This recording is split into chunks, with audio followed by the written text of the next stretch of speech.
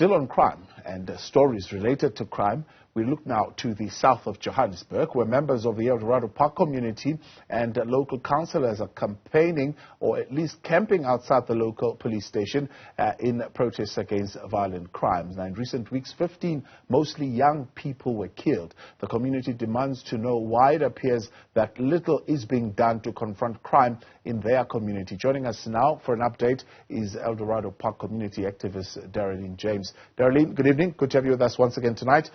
Here on In Focus, you staged a sleep out last night. It seems it continues again tonight. What are you hoping to achieve with this sleep out?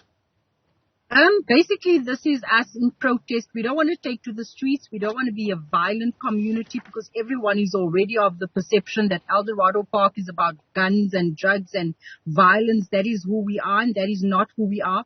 Hence, we're having a sleep out here tonight. I'm actually sitting in the car now. People are gathering outside, so that we can stake out in front of the police station with the hope that we will have all national departments come and attend to our pleas in Eldorado Park. We have been pleading with government since, I think, 2013 with the presidential intervention. It's almost a decade later and we are still faced with exactly the same challenges. And I think the outcome for us right now is not only for SAPS to respond. We need an holistic approach. We need all departments on board to respond according to the National Drug Master Plan that speaks to social development, that speaks to Department of Education, because you see kids carrying guns at school and teachers ducking for bullets. That has become the norm in our community. The very thing that we tried to avoid 9 years ago when we wrote to the then President Zuma is exactly what is unfolding in our community. What is on your list of demands that you have put, and have authorities engaged with them since last night? We've been here since, in fact, our protest started on Monday when we were in the main road as the two bodies left of our latest victims that were shot Saturday evening, 18 times each, and again Monday morning someone was shot 9 times in broad daylight. So we've been here since Sunday, and ever since Sunday, we've had the National Commissioner here, I think, on Monday evening, and he's made commitments to us. But based on our previous experience with government, unfortunately, we are no longer as vulnerable as what we were 9 years ago in terms of believing these promises. We are saying that we want to see tangible outcomes. We don't just want short-lived operations. We want to have a plan that's sustainable and not just a guns-blazing approach with one department. Yeah. What, in your view, in the view of the community, that is, do you feel police in Eldorado Park in particular are seemingly not actively working in a plan to curb the rampage that is currently going on? I think, I hope I heard you correctly because I think my battery is going. I think it's the fact that departments are working in silos. Whenever we raise our plight in Eldorado Park, one department will respond. Let me give you an example where SAPS will have an operation for 3 months and they'll have many successes, there'll be arrests. Come find the justice system, there'll be hardly a 10% conviction rate. And all of those people are back on our streets. It's also very worrying for us as a community as to why it is that the community, the kids, the grannies, everyone is aware of who the dealers are. And I sound like a broken record besides SAPS. So that is just one of our problems. Reports are saying, for example, that, Dereleen, these are drug-related and turf-related shootout, it seems. Do you think drugs are a big part of what's leading to the kind of criminal activity that you're seeing in Eldorado Park? You know what? When you reflect on the Cape Flats, you see that what has happened there, what has become the norm, a normal day-to-day life, it is as a result of drug dealers controlling gangs and fighting for turf. In Eldorado Park, we didn't have that. But right now, word on the street, and this is for SAPS to verify, this is why we need an intelligence-driven operation in our community to verify that, you know what, this is indeed linked to drugs and this is indeed linked to turf wars. But us on the ground, this is what people are saying. People are saying that we've been infiltrated by gangs from Cape Town, from Westbury. That is just what we are hearing. We are calling on the people that are actually trained to do this to come and give us the answers. Yeah. Now, Dereleen, you also say that part of what is leading to the kind of activity that you're seeing is the fact that there's very little development. In fact, the words you use is zero development. So what will it take for the streets to feel safe again in terms of that holistic approach that incorporates development? It's going to take an approach. It's going to take efforts from all spheres of government, right?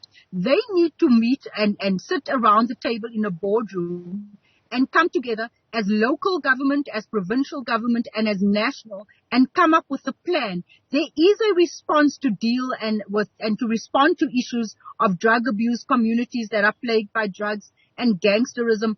But it's a perfectly written document, which is your National Drug Master Plan 2019 to 2024. In that document, it speaks about the involvement of all departments. It speaks about the involvement of social development, who are the custodians. Where are they to date? We find that it is alleged and, talks on the community. Most of these shooters are on drugs themselves. And when you look back and you find that boys who actually want to go into rehab, access into a rehabilitation, you still have a 2 to 3 week waiting period. We still have issues with social workers, the issues where you have children that are being neglected, where social workers are placing them back in care of the very perpetrators, secondary trauma for these kids. Our problems are just so deeply rooted. I don't even want to touch on unemployment. There's been zero development in this community. We have dark streets. We have vandalized buildings that are being used, as crime hotspots. It's like I said earlier on, a wall has been built around Eldorado Park. And government has said, let them rot. That's the way we feel. Because it cannot be that almost 10 years later, and in between we've been moaning and we've been highlighting that we find ourselves at a situation where on a daily basis, bullets are going off and people are dying. Is there a wall, do you think, that has been built between yourself and the police station that you're at right now, and maybe even the station commander at that police station? Because from outside looking in, we are seeing you as a community on the one side saying, we are coming to this police station that is clearly not responding to our needs. Do you think those tensions are continuing to simmer and to escalate maybe at this particular point between the community and the police station? It definitely is, and it's not just the community and the police station. It's tensions between the community and the government of today. Because the only reason why we have chosen the police station, it's because this is the nearest government building in our community. And we say that, we don't want to stage a violent protest. We don't want to take to the streets. We don't want to break down our infrastructure. So we'll camp out here as mothers because clearly they're not prepared to sort of protect us out there. To date, we're not even seeing many vehicles despite our meeting on Monday with the National Commissioner. Our places are still dark. We've tried to reach out to the mayor's office. We've tried to reach out to Department of Justice. It's as if though our pleas are falling on deaf ears. And we said we're going to camp here until Friday. On Friday, we will regroup as stakeholders and as leaders, and we would think, what is the next plan of action? But giving up is not an option for us right now. Things are just too dire. And Dereleen, you're saying it's mostly mothers who are camped there? I mean, are the young people participating? Are the men in the community participating? Yes, if I should actually get out of the car now and show you that you have people sitting around the fire, you have community coming to drop off soup, coming to drop off tea for us, wood, just so that we can stay warm. We've got gazebos up, we have tents up, and we are actually encouraging other communities across Gauteng who's faced with the same social ills in their community to follow suit and do exactly what, and join us in this plight and in this fight. Yeah. The last conversation that we were, of course, having with you, Dereleen, was around this tag of drugs and gangsterism as an identity, for example, of a community like Eldorado Park. What will it take to rid this community of that tag? Yeah, well, I think in all my interviews, I have said, you know what? People need to be mindful of the fact that we are the most active community. You don't find any other community like Eldorado Park where we have all stakeholders working together. We have all political parties. We have NGOs. We have FPOs. Everyone in the same room, doing our part. What Eldorado Park is reflecting and what people are saying, the stigma around Eldorado Park, it's not who we are. This is a reflection basically as a result of government's inability to serve and protect not only Eldorado Park, but the entire South Africa. Yeah. During the local government elections, there were some parties that were campaigning around the name Eldorado Park, saying we want to do something specifically for this community. Is this gathering right now political? Are political parties involved, or is it apolitical? It is an apolitical protest, although you see all parties here today. Today we had the Patriotic Alliance, our ward councillors, our Patriotic Alliance members. You also have Action SA here. You have the DA here. When it comes to social ills in the community, I think we'll fight for votes when the time comes. But when it comes to what we are faced right now, it affects all of us. So we are standing as a united front. This afternoon I was actually laughing when we had some Action SA members seated in a Patriotic Alliance tent.